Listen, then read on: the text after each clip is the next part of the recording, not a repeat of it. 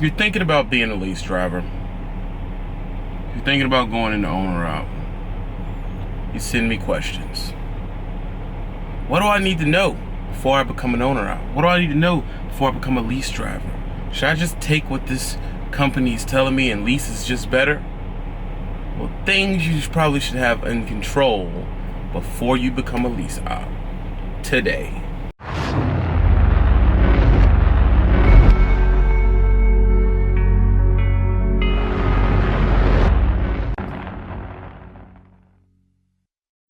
All right, I try my best to really stay away from these videos, and a couple of reasons why is because it causes arguments, and I want to start this video off by saying these are all my opinions. They are not law, and depending on who you are, I could be wrong. You know, you could think that I'm just completely wrong and I'm a complete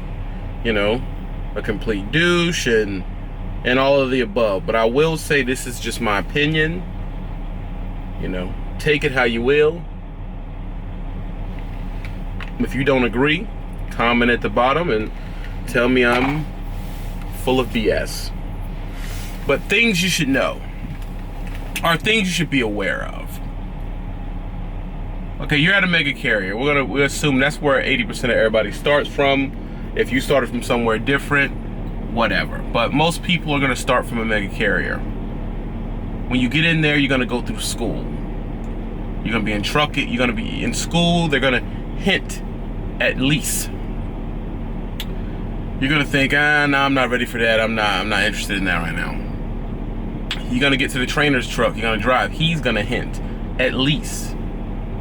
Go lease. Go lease. Go lease. See what the actual trainer is gonna do is show you how much money he's making if you have a cool trainer, and he's the person that you're looking up to ferry you into the game. So if he's speaking lease, most likely you're gonna leave lease, which is why a lot of the mega carriers, they have some obscene percentage of their business is lease. Okay? But a lot of the times you are not aware of all the things you should probably have together before you go lease. Some things you didn't even think about. And you're thinking, I'm just gonna go lease and I'm gonna make $2,500 a week. And you may very well do that, but really your LLC, your business is gonna make that much, and you're not prepared to understand that what your business is making is not what you're making. Also, once you become, then there's things you have to learn. Like, you're gonna start, let's say we're gonna call it an LLC. You're gonna start your LLC, and really, if you go to Prime, they start all that stuff up for you, and you leave up. I got an LLC. I'm just good to go. You don't understand the registering of the LLC and the I'll call it a host, but it's another term for it. The host in that state that you have to pay a fee to keep that LLC going. That is, you don't know none of this stuff. You're just signing up. I'm lease. You just ride out, and you just go. You're down the road. You didn't give it a second thought. A certain date, certain time this year, I'm going to send another fee. Are they going to either dissolve or purge? Are they going to stop my LLC from being an actual LLC? Even if they stop it, it doesn't stop you from operating. So you just keep driving. I don't know. I'm running. Like, I'm not even thinking about it. That's one thing that you should understand before you even start becoming lease. Other words, basic business structure. Because they're not going to tell you. They're just going to throw you in the fire and be like, have a good time. Next thing you probably don't understand is the corporate veil, and having legal separation from, backwood transport and Billy being you. You're not understanding that you're thinking, all you hear is, oh, well, since I'm an LLC, if something happens, they can't go after my house. Wrong. That's not true. Since you didn't have the legal separation and you didn't handle the two accounts correctly, because you got to open a business account and have a personal account, you didn't handle that correctly. So sometimes you're just using your business card and paying whatever, because it's more money in that account than your personal account, and you're just eating out of that one as you want to. The proper lawyer will go there and see you doing that. They'll pierce the corporate veil, and then they'll sue you because you're not keeping the LLC properly funded, and you're using it as your own personal piggy bank, and you're doing whatever you want. So they're gonna run the argument that, hey, he paid his child support, he paid his residential rent, because your rent has a residential address, and you paid that rent with your business account. So therefore, this business is you. This is you. The business didn't pay a paycheck, which you don't know how to do yet. Yeah, most people go through payroll services, different ADT and stuff like that. They're not gonna tell you nothing about ADT and all these other people when you start your lease. You're just going. So since you paid your rent from that backwood logistics, they deduce that that's you. They pierce the corporate veil, you crash, mess up some property, they can come sue you and take your house and car and everything like that, because you don't have the legal separation between you and backwood logistics. What you should have done, which, listen, I didn't know either. When I bring y'all stuff, I don't bring you stuff from me talking to you as I'm better than you. I bring you stuff that I have messed up on before. What you don't know is that you were supposed to have that account. If you don't know how to do payroll manually yourself, and you're not going to be hand writing checks out, you could have went and got a payroll service, which will then, some of them have apps that you can pay yourself through that. They will direct deposit with all the legal documents you're supposed to have into your personal account. Okay? And you'll have pay stubs for the end of the year. Everything will be legal as it needs to be. And then you pay all your personal stuff out of that account because you are an employee or subcontractor of Backwood Logistics, which will give you another layer. It isn't impervious, but it still looks the way it's supposed to. You don't know that. You're not doing that. You're just transferring money. I transferred out of my business account. Screw it. I got about 9 grand, 10 grand, 20 grand, 30 grand in there. You know, and you're just thinking I'm living. No, you're not living. You also get to the end of the year, and it's another experience, and you think, hey, I spent 40 grand on fuel, 52,000 on a mega carrier lease a year. I shouldn't owe no taxes. Wrong. You definitely owe tax. Now you owe we'll call it between $7,000 and $15,000. And you're thinking, well, I only have $15,000 left from the year. Remember, you've been living. You know, you've been living. You're not thinking, well, I should have more tax write-offs. Well, A, you don't know everything you can write off, because they just threw you into the lease and you went in there before you were supposed to. You don't understand what I like to call the back end. You know, everything is a bit. It doesn't even matter if you have a business account and a personal account if you don't understand what's a business write-off and what's personal. If you don't have that basic fundamental down, you don't know when to swipe. You know, you going in there to get food. You're thinking, well, if I get a per diem, do I even need to keep the receipts for food? Because that per diem, can I get the per diem and these receipts? Or, you know, no one's explained this to you. They just throw you on out there. Screw it. And all you do is come on here and say, I make $100 a week. You don't. You don't, dude. You don't. Backwood Logistics makes $3,300 a week. I want you to understand that. Dramatic pause. Backwood Logistics makes $30-something a week. Technically, you don't make anything because you don't really have a payroll situation set up for you to legally be getting any income. And since you don't have that, then Backvote Logistics is you. Gotta be. How are you affording this house and stuff and you have no income? Another thing no one tells you is that, you know, the employees, depending on what time it is and the laws of change and who you talk to, that every paycheck you pay to an employee brings down the income of the business, which makes it a lower tax bracket you have to pay. In other words, paying yourself as an employee can be, I'm no business major, but this is just from my understanding. If I'm wrong, this is a teaching situation. Go to the bottom and add to it.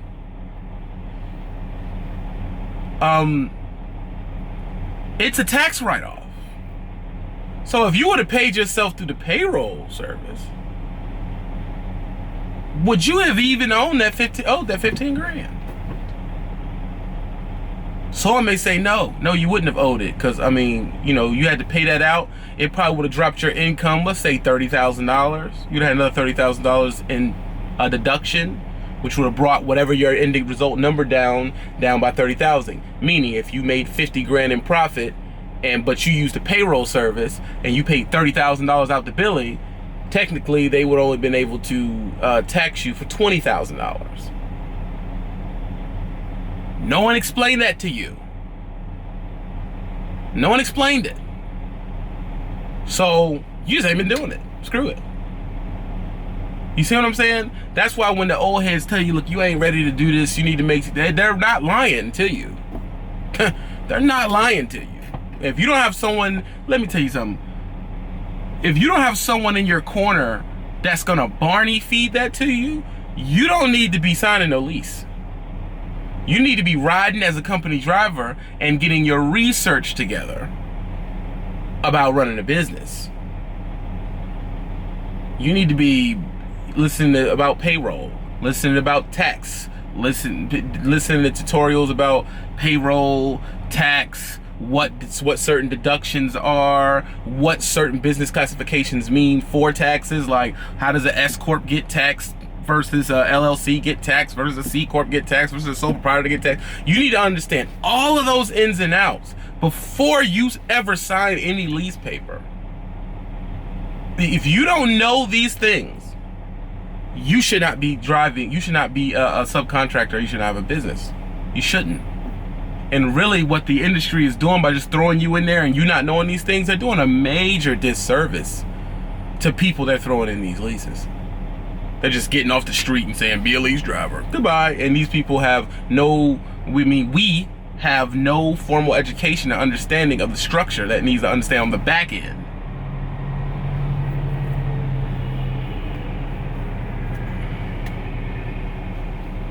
These are all things that I learned the hard way. The flat out hard way that my ego is not so large that I can't come in here and admit to you that I didn't know this stuff. I just went. Screw it. I'm done. I just screw it. I'm straight. I did not know this stuff. And I don't use my YouTube to just sit back as a monument and a commercial to my greatness, my inflated greatness. Dude, I didn't know, bro. I didn't know. I've never been to a business school, never been to a tax school. I've never been to a formal university, period. I just learn stuff as I go along. Pretty much. I didn't know. And if you're a person who believes in riding down the street and not educating yourself or listening to educational programming, you're just riding down the street entertaining yourself, listening to certain music videos, listening to what drama's going on with the stars, watching movies, watching sitcoms. You're not taking in any useful media. You will not know it either, because you really can't complain, because all the information's on YouTube. Search how to handle small business payroll. Million videos pop up. What's the difference between an LLC and an S Corp? Million videos pop up. How much should I pay myself with my small business? Million videos pop up. There's no excuse in the information age for you not to know them, except for the fact that you're not trying to learn it. Period. Either you're not trying to learn it, or you don't know you should know it. And you're just, that's why I tell you, the biggest trap, the best trap ever made was the one with no walls. The best jail cell ever made is the one with no bars. The trap you can't even see is the best one. Because you believe you're not in the trap. I'm living, I'm good. You have to understand these basic things. And what I found myself is I'm in a situation where I have to clean up. Luckily I have the money, but I have to clean up and restructure everything I was doing. And I'm a real enough person to come on and tell you I didn't know, and now I have to fix it. I didn't know. I had no idea. That's why I don't do these business prep videos. Dude, I'm not a formally trained business person. I'm not licensed in business to be really teaching you anything. I can only tell you what I screw up on and what you probably should research before you do it. But I'm not a licensed businessman to tell you on how to do anything.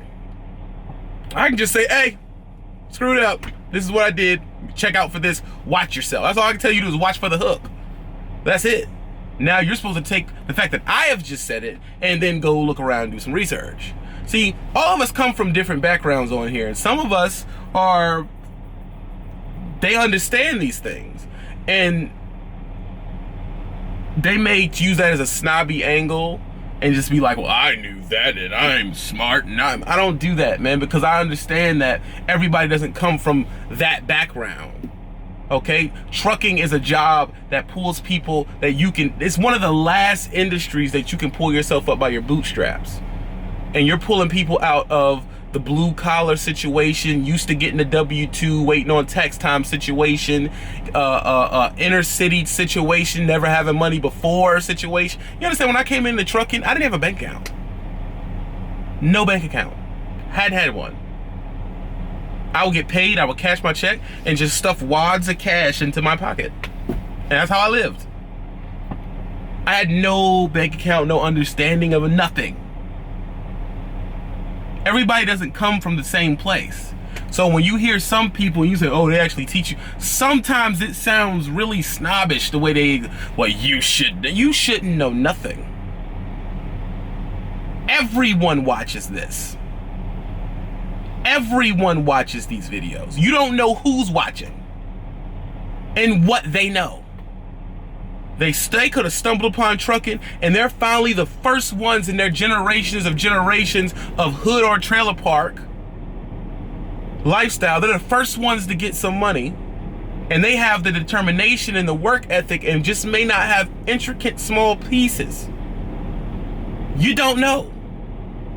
I'm not saying that they're stupid. They just had no idea. Yeah, I don't know. They're just running, and they're believing whatever the mega carrier they go to tells them, and they just sign up. Screw it. They say this is the best thing to do, so I did it. I hope this video wakes up a lot of people, and the things that I've said, understanding payroll. I hope if you're out here and you don't even understand why you shouldn't be a sole proprietor, you have research to do. Type in YouTube, why sole proprietor is bad, and videos will pop up. When you're driving down the street for 11 hours, you have no reason not to teach yourself something. None. No reason not to teach yourself something. If you didn't teach yourself something, it's on you. You just hadn't been looking. It is not too late. Start searching people and figuring it out. Those are things, a few. That's not even everything you should know. That's just a few things that was on my spirit, my energy, my capsule of being that you should learn. My alarm. That you should learn. So get off of my channel and go learn them. This is Trucker Brown. I hope you sub. I hope this channel has tangible value for you. make sure you sub to the channel, and you send it to all the people that friends you have in trucking school or are already truckers that you think it could help. Don't do drugs. This is Trucker Brown.